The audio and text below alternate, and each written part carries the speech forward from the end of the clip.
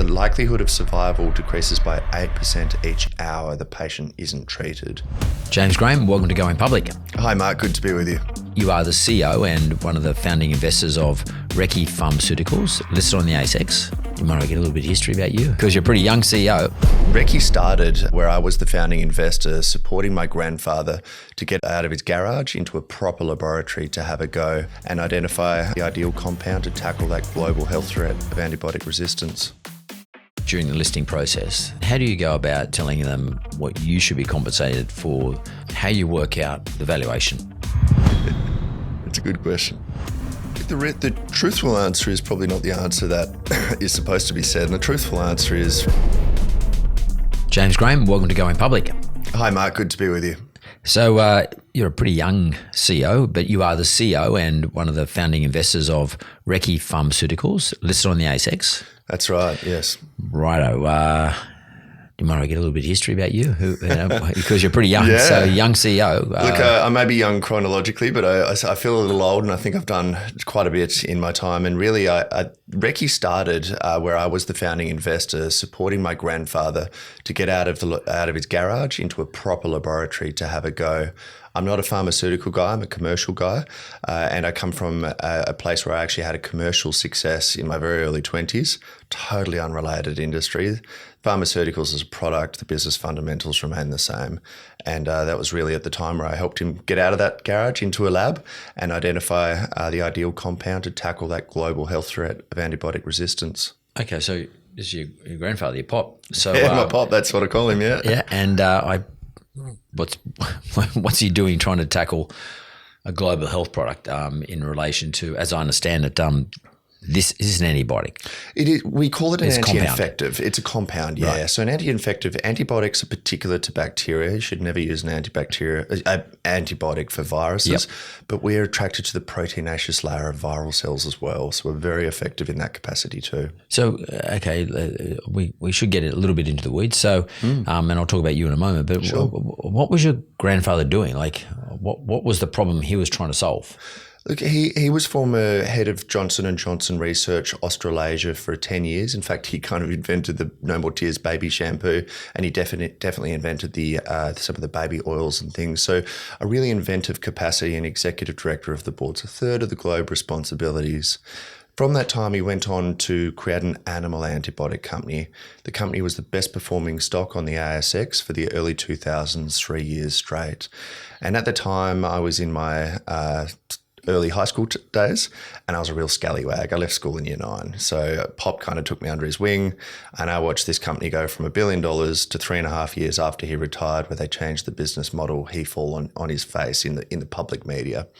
And I thought that was grossly unfair. The guy's brilliantly capable, and really with that capability and inventive mindset, when he puts his mind to the challenge of hypercellular mutation, which is just bacteria evolving, they evolve to mutate, or they mutate to survive.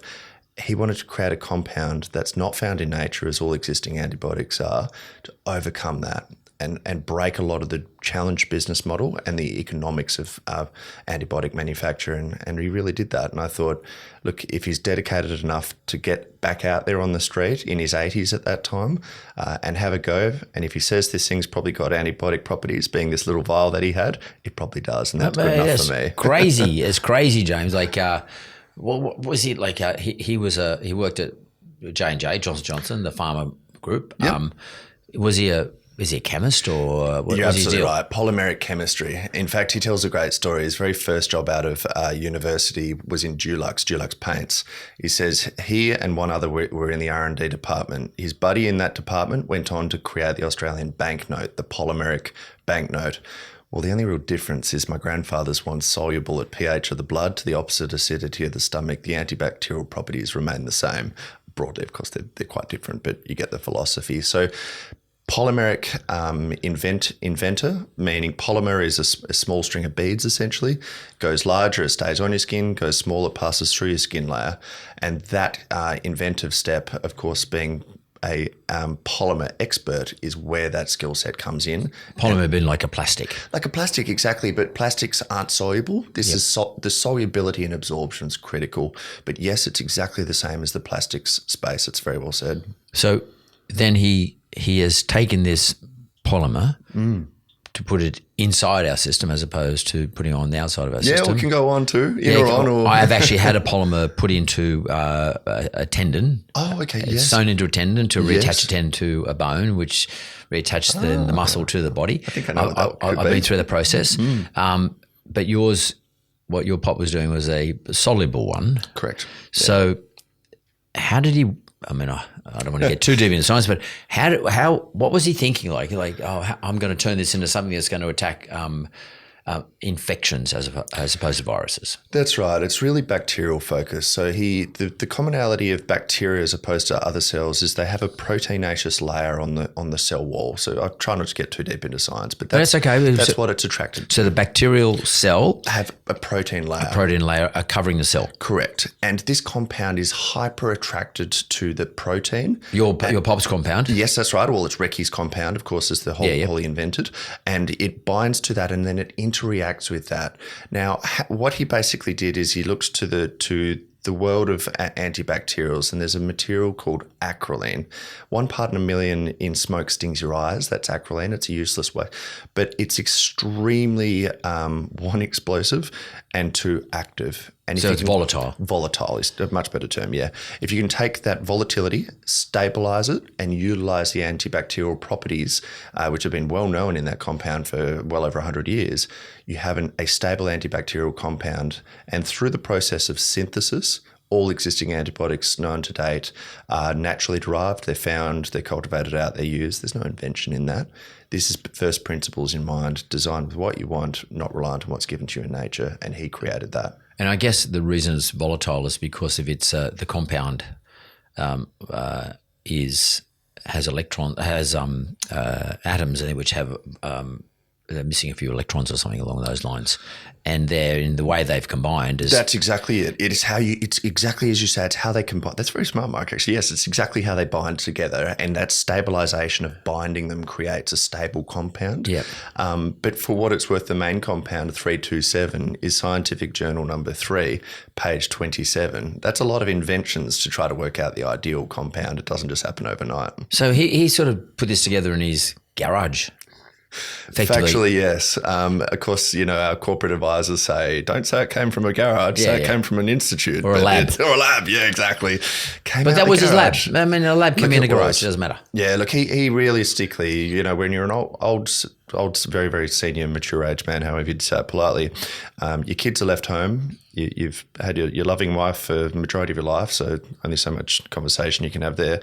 All your mates are dead, and you sleep a lot less. So they actually end up sitting there bored, thinking about something that they see as some value. And I think a little bit of altruism perhaps comes together at the end of their life, going, look, I've made my money. I should probably go and do something useful, and that is to try to give back. And fundamentally, creating this compound is doing that. So your family owned. Prior it was about 100%, and now it's down to about 35, 40. But your family owned these rights, or these patent rights, or these property rights in relation to, let's call it the invention, yes, in an intellectual property sense. Correct. Yeah. So you create a company, and the key's vended into the company. Right. So just take me through what happened. So here's a valuable asset, which your family owns, but of course, to develop it, you need to raise money. And you need to get investors. How did you took this asset and you vended, as you said, into an entity that was capable of raising money from other investors. So did you go and see lawyers? What'd you do? The quickest thing in this space is to get R&D rebates. So if you're spending your own money, as we were doing to start with, you want a little bit of that money back, or you want to extend your cash runway. So you can't, as an individual, claim R&D. So you immediately put it into R&D being research and development grant. It's a grant. It's a rebate. Yeah. I love the term grant, but it's a rebate. Correct. There's a rebate, a tax for the future.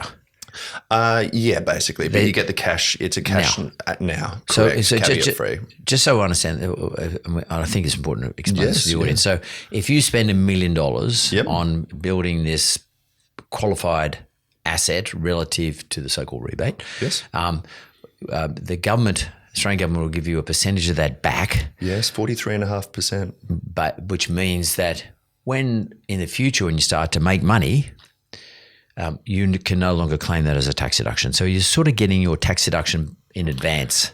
You can, if my understanding, to what I recall, as long as it's an R&D expense, so R&D applicable expense, it qualifies. Qualifies. You can still have a very, very profitable company. I think Cochlear is the biggest one. They're clearly very profitable. Biggest claim of the R&D expenditure expenses to date Is Cochlear? Cochlear. Yeah. And so you guys vended this asset into this company? So you immediately want to create a company. It's in your personal interest too. So for every dollar that you spend, you're then going to, assuming it's all R&D applicable, which broadly at that time it is, you get extra 43.5 cents in every dollar you spend. That's very attractive because not only does it increase your financial runway, it's non-dilutionary cash, meaning it doesn't affect your You don't have to issue more shares to somebody else. No, that's right, exactly, and you get to basically vend in more when it's theoretically it is for the collective good of that company.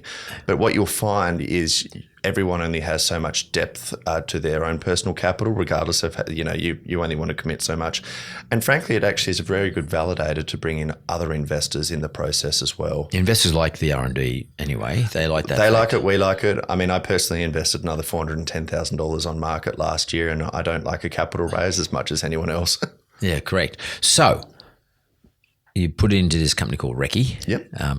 Probably at that stage was proprietary limited, or was it limited? It was proprietary. So Recce stands for reconnaissance, for what it's worth. It's an army term. He was in the army and he was marksman. He's deaf from all the rifle shooting.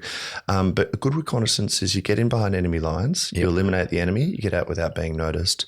In pharmaceuticals, the ideal compound, you get into the human body, you eliminate the infection, and you get out without side effects. So that's really where that Recce, that's cool. It was Recce Proprietary Limited. Then so start off as a private Very private, company. Pop and I having a go. Then my auntie got involved. And then just because we happen to be all related by blood, it stops there. It is a ruthless business in families. But so should be. Look, we keep each other honest. Because you've got to get returns for all shareholders, including yourselves. You do. But every shareholder. Yeah. I won't go down yet the path to going public just yet. Sure. I just want to find out a little bit about how did you go about things like FDA approvals or TGA approvals or how did you fund those processes and what has been your testing regime? In other words, to prove of concept. Absolutely. To start with, and then you've got your. Then you have to be able to show, 10,000 people. I don't know how many people you have to show to have used this where it's been effective. Where do you get this lab testing done? So can you take me through some of that? Yeah, look, so in pharmaceuticals, just taking a big back step, the first thing you have to do is you prove it in a dish. Then you prove it in a preclinical setting, so in animals, it's a necessary evil. And only then, and all the regulators and everyone has to look very thoroughly at it, can you have any interaction with a human.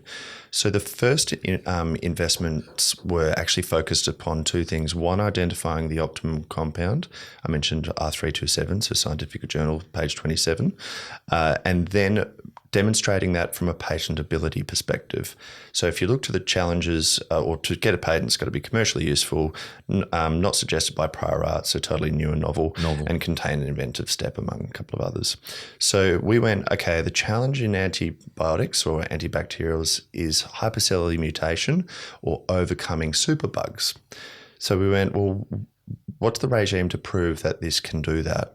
So you expose the compound, being the compounds, to multiple different types of bacteria, and you expose the most commercially relevant compound in that area, which is amoxicillin, sells at about $10 billion per annum, and you show that we work and keep on working with repeated use. Amoxicillin doesn't, penicillin doesn't, all the other cillins don't. The cells mutate. Correct. They always have, they always will. And what that does is it shows that our compound is able to be commercially useful. It contains an inventive step. It's something that's not suggested by any prior art. And that, therefore, when you have a 20-year market exclusivity that comes with a granted patent status, obviously for a period of time it was pending and then it was granted. We now have over 50 granted patents around the world. You have something that you can go, it's not just us saying it. It's been demonstrated through this scientific method. It's been authenticated by independent examiners. And then you go around to your regulators in answering a question and go, all of these nice incentives that you have to promote developing new antibiotics, we appeal to many of those. So how about the qualified infectious disease designation awarded by the FDA? Added 10 years market exclusivity above and beyond patent position, plus expedited regulatory review. And to my knowledge, we're the only one in the world for that for sepsis.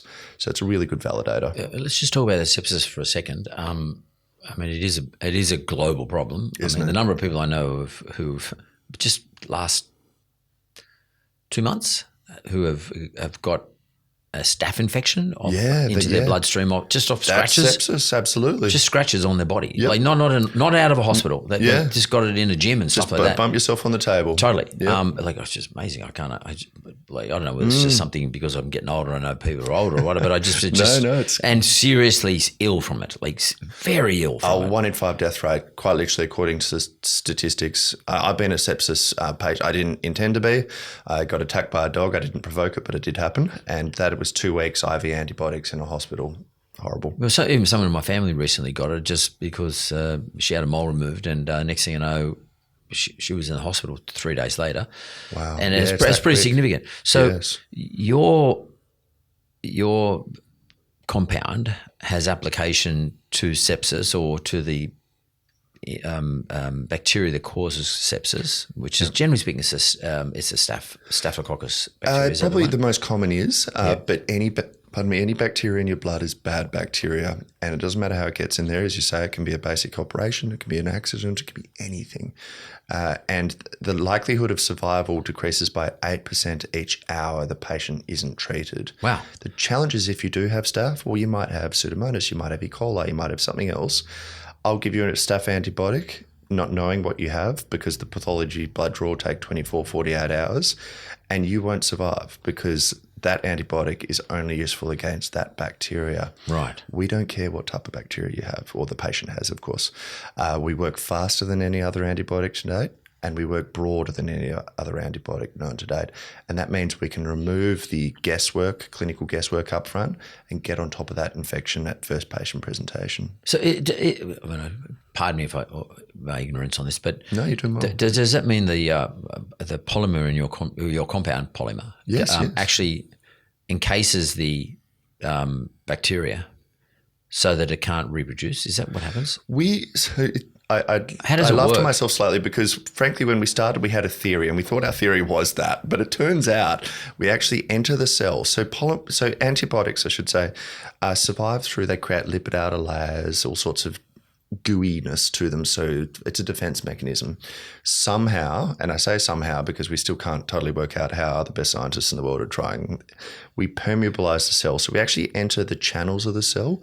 Cells breathe. They're like a human body in a lot of ways, where they expel rubbish and all the rest of it and take in nutrients. We enter the cell and we shut down what's called the ATP synthesis of the cell, or the beating heart. The energy. The energy, exactly. Very well done. We shut that down faster than any other antibiotic known to date. We shut it down irreversibly. And we get out under a cloak. Does it smother it, or do you it just turns it off. And it can't be revived. There's a lot of deep research into how and why. And we also stop the Z-ring complex, or the cell division complex, which is simply infection spreading. We stop that irreversibly. How? Don't really know, to be perfectly honest. Probably doesn't matter that much. But what matters is it works. And it works across the full. In fact, escape pathogens is the acronym for 80% of the deadliest bacterial species in the world. We are clinically the most advanced escape pathogen company in the world. Wow. So, okay. So, I mean, I can imagine why investors are excited by this. So here you got this great story and really does solve not just a theoretical problem in a science sense, which is going to get maybe someone like Nature or whatever wants to publish it, but it's actually solving a real problem, like a real world problem. It's an actual issue. It's not something we made up. And the market, because bacterial resistance grows every day, well, it's a growing market. The antibiotic pipeline's never been drier. The need has never been greater. It's very commercially attractive. So you're sitting around at the family table and you've got this compound and it's doing all these great things in terms of the various stages of testing. Yep. When did you decide to go to the market? We went to raise money. I'm sorry. Yes, to do an IPO. We did the IPO. So I didn't start in the company to get a job. I had a job. I had just every company is difficult in its own way. So despite it being a commercial success, it was really challenging. So I just finished that, and then I'd invested and helped my pop. You know, I carried all the stuff out to the lab, and I'd go and see him every day. But it didn't become a job until early 2015. And the job was where I actually technically got a title because I actually became an employee. And I then went with Pop to select a board. You have to have a board naturally. We did have a board, but it was not to good corporate governance standards and all the usual rigmarole you need. We wrote a prospectus. We lodged that with the ASX, and we formally listed on the exchange January of 2016. Did you get a sponsor?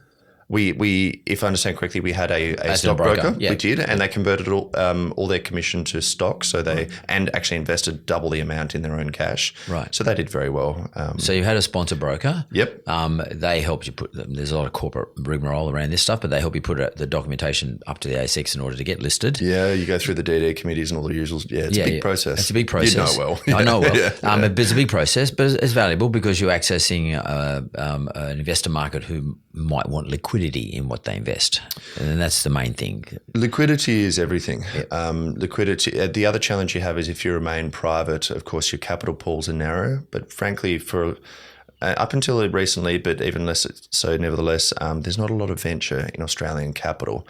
Plenty of capital. Everyone's got money. Very few want a venture capital, aka a private equity side, and very few of those few want a little biotech trying to have a go. And frankly, antibiotics have been a challenged business case for their own reasons. We're breaking that business model and all the rest of it, but still difficult. And they don't normally come in passively. They come in for like 50% of the company, and their interests are not always in the best interests of that compound actually getting to market. They'll package it up, they'll flip it, they'll burn it, they'll do whatever they need to do, but it's not about the good commercial metrics that come with scientific development. And time. In my personal view, and time. It's not necessarily patient capital is probably what you're saying. It's venture in that capital. Yeah. And it's also often people who don't have any idea what they're really doing are the biggest opinionated people going around. If they had any idea, they'd be doing it, but they don't. So they come in, try to tell you how to run your business, but really, it doesn't always end up well. So we issued less stock by going onto the ASX. You don't need to issue 50% of the company. I think we issued like 20% maybe. And you frankly get a platform, you get a media profile, and it means when you do have these discoveries, you have an obligation through the ASX, which has an opportunity to communicate through the public market sector as well. So one of the things I often see as complex is how do you work out when you say you're going to issue, say, 20% of the stock to the public, how you work out what that 20% is of, so the valuation. So, That's a good question. And let's say, you're not selling your product or your compound around the world at this stage because it hasn't gone through all the hoops. How do you do a valuation? I mean, what did you bring in Deloitte or KPMG, or how did you go about this? Look, the truthful answer is probably not the answer that is supposed to be said. And the truthful answer is, frankly, you make it up. Well, that's the most common thing most people do. Yeah. The reality is something that is pre-revenue, preclinical, we're only in animals, so lab bench and a few animals at that stage, and years from a very high risk. Sepsis is the number one most expensive in health, double the second most. There are no therapies for that. So you're going through a pie in the sky. Frankly, you're selling hopes and dreams, and hopes and dreams have a perceived emotional value, a perceived potential to achieve any of those, and you basically have to factor in what's the market prepared to pay for that. And you're sitting there with your sponsor broker, and you're saying, "Listen, we're going to issue 20% of $1 billion company for argument's sake." I don't know if that's the right number or not, but that's what we think. Nice. That's what we. Well, you might say, let's say 100 million. We say that's what we think it's worth. We think it's worth 100 million, and we want to raise. Did you go about saying we want to raise this amount of dollars, or we only want to give away this amount of equity? It's a hybrid of the two. So that always is correlated to the market capitalization of the company. If it's $100 million and you're issuing 20%, you're raising $20 million. Yeah. You know these metrics well. We actually had a number of a very small number. There was really two competing brokers, and we ourselves have to determine, are you better to get the better price and the one who might not pull it off, or a less attractive price, but you know they're going to hit their targets.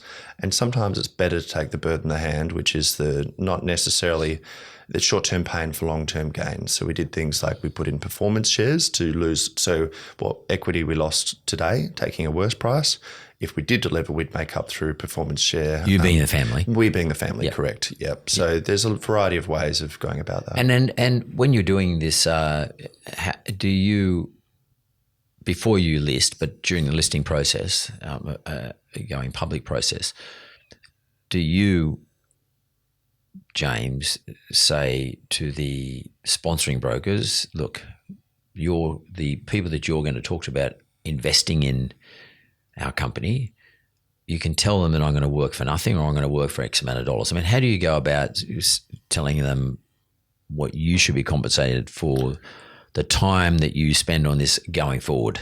Yeah, it's really difficult, to be honest, because the biggest challenge that actually happened when I mentioned the performance shares is if they are achieved, which we did achieve the majority of those milestones, correct. It's then an immediate tax event for you, for me. Yeah, now, but not having received the cash. Well, that's right, but exactly. So therefore, the impact is I have like a couple of $1 million of tax, and I get paid, like this is at the time, a couple of $1 million of tax with a salary of $75,000.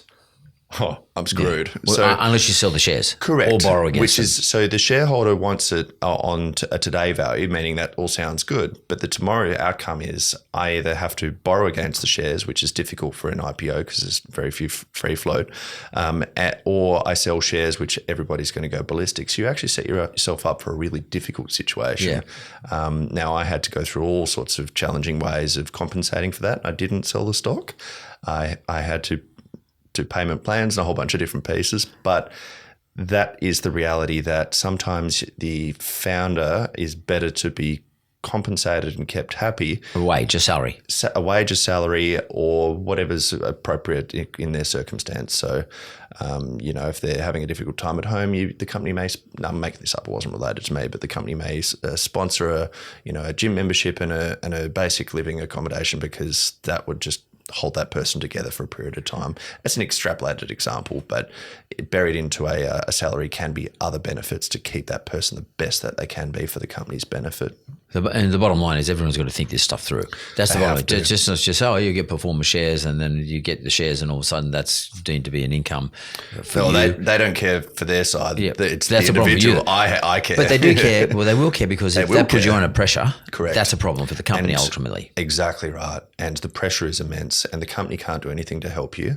The shareholders, they don't care. It's not their problem. It's a really difficult time, that time. And that experience is a true experience I went through. Which is why you need a really good sponsoring broker who can sort of go talk you through these processes to tell you what the potential issues are going to be. I'd to listen to this podcast. That would be ideal. They generally think for themselves and how the IPO is going to be priced. But correct. Yeah. And then how can they earn their fee? Correct. Whether it's in cash or whether it's in terms of stock. So where are you guys at today? So how's that ASX listing performed? That's usual metrics, share price. I mean, what's it look like? Look, I think share price is everything, frankly. I think a person would be asleep at the wheel if they're not watching their share price. So you issued at what price? So we issued at 20 cents per share. Yeah. We're currently at 55 cents per share. So that's if you amortize, it is a good outcome. So that's certainly an outperformer. We have been as high as $1.88 per share. So that was they were pretty heady times. But really, we're over 100 million in market capitalization. Fidelity, the big global fund, has 7.7% of the company. So you got some big instos. We have some big instos. We have about 5,000 shareholders in total. The top 20 own about 55% of the company, if I've got my numbers right. So there's quite a high tail end component to it, but all shareholders matter, of course. And we are clinically the most advanced new class of antibiotic in the world. World Health Organization are about to state that we're the most capable against their deadly suite of 10 pathogens and getting ahead with multiple clinical programs. And I mean, generally speaking, biotechs struggle a little bit here, especially on the ASX, because we're not really a biotech environment in Australia. We're not. As an investor community. Invention-wise, we're the best. In fact, antibiotics were initially identified. The discovery was here in Australia. I think it was Alexander Fleming. But the medical use, as they term it, happened overseas. So we saw it, didn't know what to do with it. The people overseas, they knew what to do. So I would say you guys have performed quite admirably. What's the next step? So from here, where do you want to be in 5 years, and say 10 years? How important is it for you, the CEO, to address shareholders and future shareholders? And how often do you have to do that in terms of the runway? So what it looks like in 5 years and 10 years, that process, just take us through that quickly. It's the fundamental to our existence. I spend 30 to 50% of my time engaging with shareholders, aka either existing or investors. And that seems a little counterintuitive, but if you've got a shareholder base that backs you, believes you, supports you, and also some of those shareholders particularly I really admire. So like I'll have an idea or want to float a thought or something other, and I want a little bit of feedback. Now, I don't have to take their opinion, but I do really value that, because some of them are just some of the best business people I've ever come across, and I learn a lot from that. So you keep your shareholder base tight. You share with them what you're thinking in regards to the question of where you want to be in 5 years is a long time in our space, so call it maybe 2 years, and you can clearly see how you're going to be there, and it's a real joy to go through that process. What this for us currently is the year of efficacy.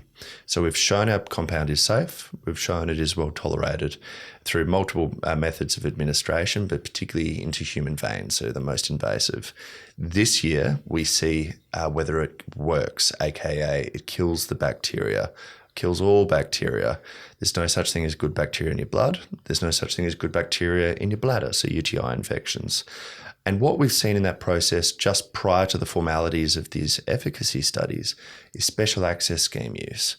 You know, frankly, as a young guy, we can be quite self-interested and we can think, oh, I'm going to make a lot of money and this will be great.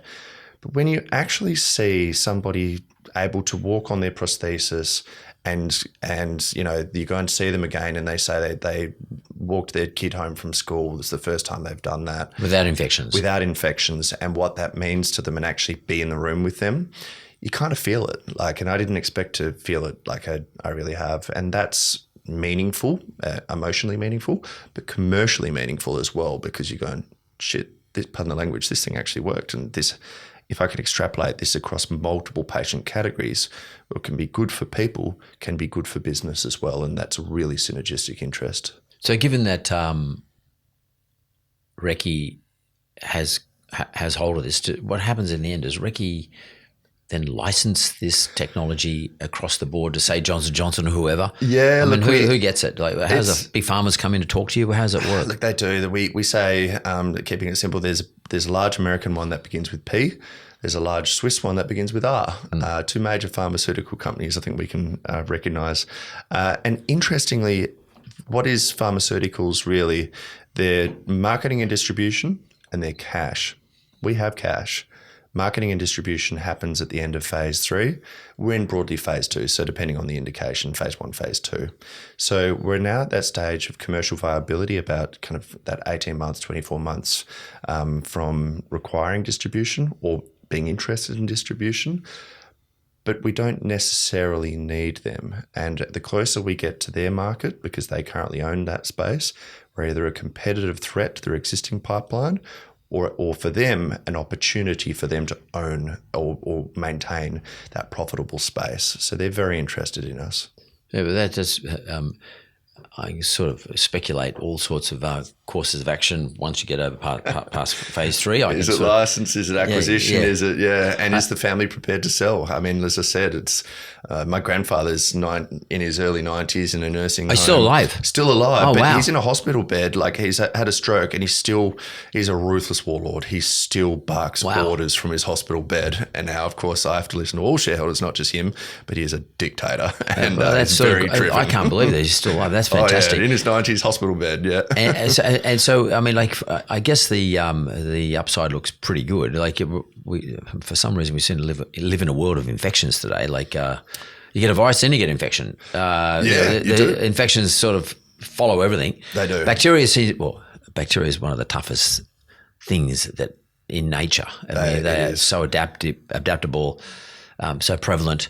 It's on yours and my skin right now. Absolutely. All over us. There's plenty of healthy bacteria. We all have healthy bacteria in our lower intestine. Yep. It's called the microbiome. Yep. We avoid the microbiome through a variety of means. But yes, it's even around our nose, by example. They say if you get an infection in this called the deadly triangle or something in that area, you'll be dead really quick. It's straight to your brain. Yep. Now, healthy bacteria exist there. It's like an antibiotic effect. So healthy bacteria are basically an antibiotic against the bad bacteria, and they're constantly fighting each other in a state of natural equilibrium. But if one drops away, the healthy bacteria, the other one, the bad bacteria, immediately take over. And it's that balance. So we don't get in the way of any of that. But of course, we don't want bacteria in your blood, in your bladder, and certain other places.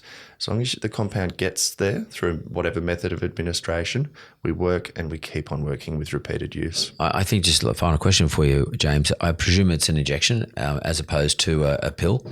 It's so for bacterial blood poisoning, so it's sepsis is the technical term, but just think of blood poisoning. That is where the infection site is in your blood. So that is a IV into human vein. If it's a diabetic foot infection or a burn wound infection or a soft tissue infection or a skin infection of some sort, it's a gel or a spray. It's not an IV. You just rub it on the area or you spray it on and it absorbs through the tissue and into the muscle. If it's in your sinuses, you spray it up your nose. It depends on where the infection is. But the delivery processes is something that's more mechanical than anything. It is. And you can sort of, once you prove it up, you can actually engineer that quite readily, I would imagine. It's easy. It's just a method of administration. So, we regularly have dosed as in we have cured people topically, IV, orally, nasally. I'm looking forward to the inhaler side. That'll be good. So things like pneumonia infections, tuberculosis is an area we're looking at. Yeah, through a puffer straight into your lungs or a respirator in the air. That'll be an area. That'll be interesting. That's just one I'm personally looking forward to. Well, James Graham, this is a great Australian technology, which, by the way, is plenty of it, but a lot of it never actually sees the light of day. This is a great Australian technology. You sound like you've got a really good, well put together biotech in the form of Recce Limited. What's your ticker? RCE. RCE. So RCE, I'm going to go and have a look at it myself. Well done. Congratulations. And thanks very much for coming on to Going Public, mate. Many thanks, Mark.